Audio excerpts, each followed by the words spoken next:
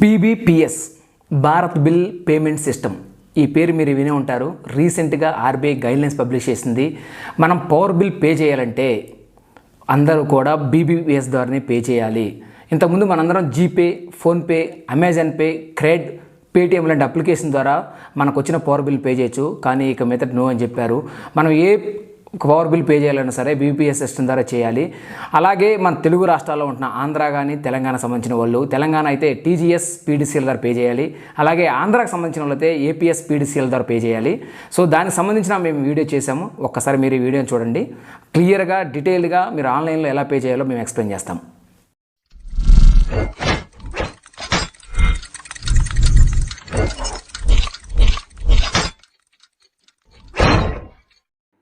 Play store open చేయండి. Play స్టోర్లో open చేసిన తర్వాత మీరు అప్లికేషన్ సెర్చ్కి వెళ్ళండి. సెర్చ్కి వెళ్ళిన తర్వాత మనం ఏదైతే బిల్ కట్టాలనుకుంటున్నామో, ఫర్ సపోజ్ నేను తెలంగాణ బిల్ కట్టాలనుకుంటున్నాను. సో దానికి మనకు సంబంధించిన అప్లికేషన్ వచ్చేసి టీఎస్ఎస్ పీడీసీఎల్. సో ఇలా మీకు కనిపిస్తుందండి, టీజీఎస్ పీడీసీఎల్ సిటిజన్ అప్లికేషన్ అని. దాన్ని మీరు ఇలా ఇన్స్టాల్ చేసుకోండి. సో నేను ఇప్పుడు అప్లికేషన్ ఓపెన్ చేస్తున్నాను. సో ఇప్పుడు నేను గెస్ట్ యూజర్లోకి వెళ్తున్నాను.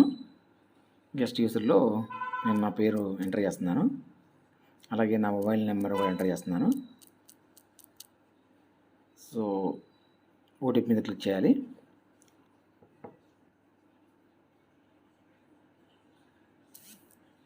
సో నాకైతే ఓటీపీ వచ్చింది. నేను ఓటీపీ ఎంటర్ చేసి రిజిస్టర్ చేసుకుంటున్నాను. రిజిస్టర్ చేసిన తర్వాత ఇలా మీకు టీజీఎస్ పీడీసీఎల్ అనేది డాష్బోర్డ్ ఓపెన్ అవుతుంది. ఇక్కడ లెఫ్ట్ సైడ్లో ఉన్న 3 సింబల్స్ ఉన్నాయి కదా, ఈ 3 సింబల్స్ మీద క్లిక్ చేయండి. క్లిక్ చేసిన తర్వాత ఇక్కడ యాడ్ యూఎస్సీ నెంబర్ అని ఉంటుంది. ఈ యాడ్ యూఎస్సీ నెంబర్ని మీరు యాడ్ చేయాలి. యూనిక్ సర్వీస్ నెంబర్ అని ఉంటుందండి. ఆ యూనిక్ సర్వీస్ నెంబర్ని మీరు ఇక్కడ ఎంటర్ చేయాలి. నేను నా యూనిక్ సర్వీస్ నెంబర్ని నేను ఇక్కడ ఎంటర్ చేస్తున్నాను. సో నేను ఆ యూనిక్ సర్వీస్ నెంబర్ ఎంటర్ చేసిన తర్వాత నేను సబ్మిట్ మీద క్లిక్ చేయాలి. మనం సబ్మిట్ మీద క్లిక్ చేసిన తర్వాత మనకి ఇక్కడ కంప్లీట్ డీటెయిల్స్ వస్తాయి. మన ఏవైతే మన డీటెయిల్స్ ఉన్నాయో, మన ఫ్లాట్ నెంబర్ అన్నీ వస్తాయి. తర్వాత మనం సబ్మిట్ కొట్టాలి. Your unique service number is added to your account. అంటే మనం ఏదైతే మన యూఎస్ఎన్ ఉందో ఆ యూఎస్ఎన్ నెంబర్ అనేది యాడ్ అయింది. మీరు ఓకే క్లిక్ చేయండి. ఓకే క్లిక్ చేసిన తర్వాత ఇది డాష్బోర్డ్కి మళ్ళీ వస్తాము. ఇప్పుడు మనం పే బిల్లోకి వెళ్ళాలి. పే బిల్లో చూసుకోండి, మన ఇక్కడ నేము, మన ఎవరైతే ఉన్నారో నేము, మన యూఎస్ఎన్ నెంబర్, అడ్రస్ మొత్తం వస్తుంది. ఇక్కడ ఏదైతే యారో బటన్ ఉంది కదా, యారో బటన్ మీద క్లిక్ చేయండి. యారో బటన్ మీద క్లిక్ చేసిన తర్వాత మనం ఎంత బిల్లు పే చేయాలో మొత్తం డీటెయిల్స్ అన్ని చూపిస్తుంది. మీకు ఇక్కడ బిల్ డేట్ ఎప్పటి నుంచి ఎప్పుడు దాకా జనరేట్ అయింది, మీకు డ్యూ డేట్ ఎప్పుడు, మీరు ఎంత అమౌంట్ కట్టాలి మొత్తం చూపిస్తుంది. ఆ కింద ఇక్కడ ఈమెయిల్ అడ్రస్ ఉంటుంది. నేను నా ఈమెయిల్ అడ్రస్ని నేను ఎంటర్ చేస్తున్నాను. ప్రొసీడ్ పే మీద క్లిక్ చేయాలి.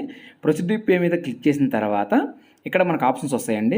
పే విత్ టీ వ్యాలెట్ అని వస్తుంది. అదే ఏదైతే మన అప్లికేషన్ ఉందో అప్లికేషన్ వ్యాలెట్ నుంచి పే చేయాలని వస్తుంది. కింద పేటిఎం వస్తుంది. కింద తర్వాత బిల్ డెస్క్ అని వస్తుంది. మీరు బిల్ డెస్క్తో పే చేయండి, ఎందుకంటే రిమైనింగ్ డిఫరెంట్గా ఉంటాయి అవి. మీరు బిల్ డెస్క్ నుంచి పే చేయండి. బిల్ డెస్క్ మీద క్లిక్ చేస్తున్నాను.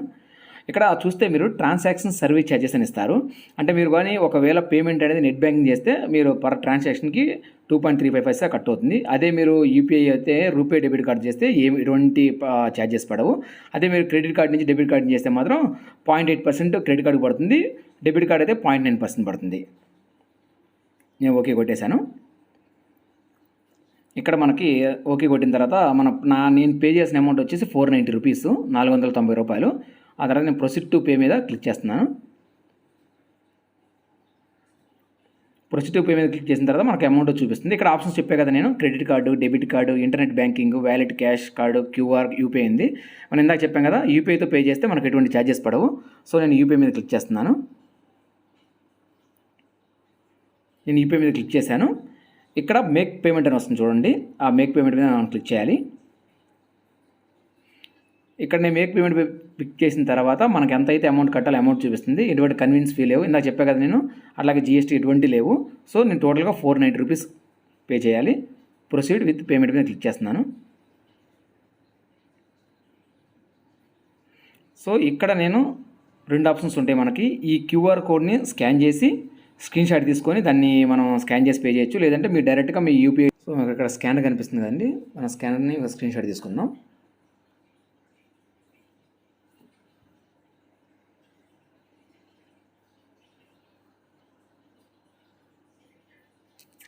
సో నాకైతే స్క్రీన్ షాట్ క్యాప్చర్ అయింది. సో ఆ స్క్రీన్ షాట్ ఎక్కడ ఉంటుంది మనకంటే, మనం ఒకవేళ మనం గూగుల్ పే నుంచి పే చేసుకుందామంటే డైరెక్ట్గా మనం గూగుల్ పే మీద క్లిక్ చేసి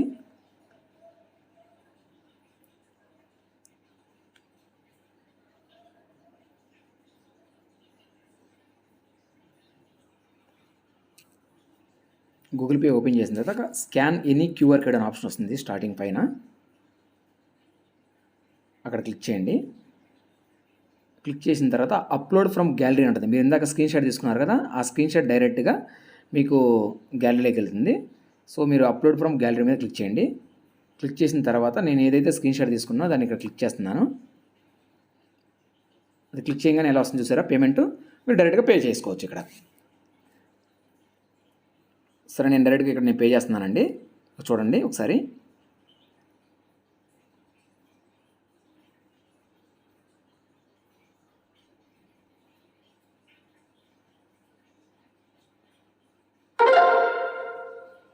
చూసారు కదండి మీ పేడ్ ఎలా అయిపోయిందో.